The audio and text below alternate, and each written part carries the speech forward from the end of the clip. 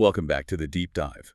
Today, we're jumping right into the middle of a high-stakes live broadcast operation. We are, and we're looking at a key piece of hardware. You might see the name Thor Broadcast H-1SDI-DVBS2 IF, and your eyes glaze over. Right, but forget the label. The mission here is what matters. This box is the critical hub that gets breaking news from a remote location back to the studio. Exactly. We're talking about digital satellite news gathering, or DSNG. Think of a news truck out in the field. This device is designed specifically for that environment. It's really doing three jobs at once, isn't it? It is. It's an encoder, a modulator, and maybe most importantly, an ASI multiplexer, or MUX. Okay, let's unpack that pipeline.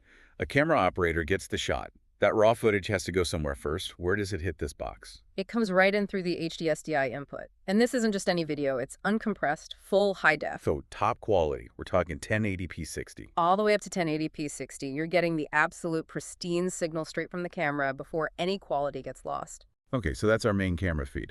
But you mentioned that MUX.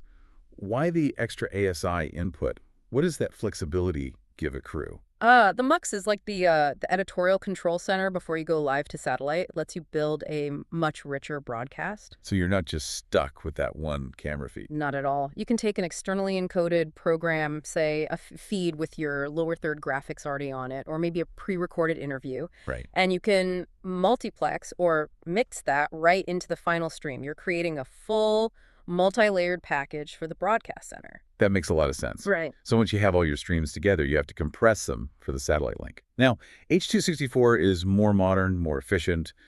Why does this still offer the older MPEG-2 codec?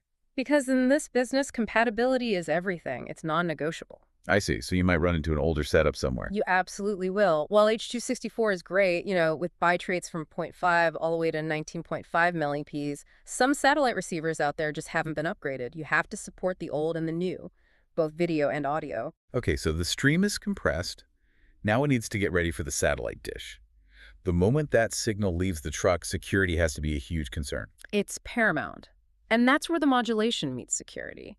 The output is DVB-S or S2 in the IF range. And for security? We rely on the BSS encryption standard. BSS, so think of it like a digital locking key. That's a perfect way to put it. It requires a pre-shared key. If someone intercepts that feed without the key, they can't decode it. It's useless to them. Totally secure. And there's another really practical feature here, right? Before the signal even gets to the dish, something about power. Yes, exactly. This really simplifies things in the field.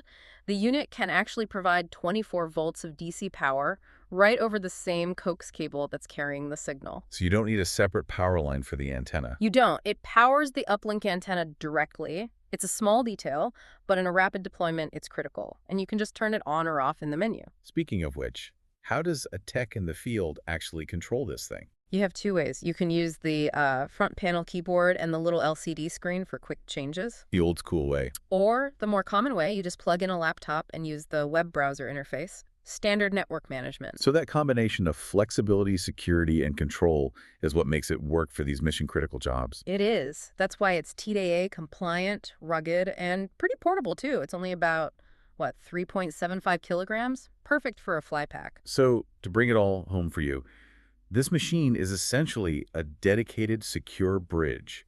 It turns that one high-def camera feed into a complete, multi-program, satellite-ready stream to get the news out.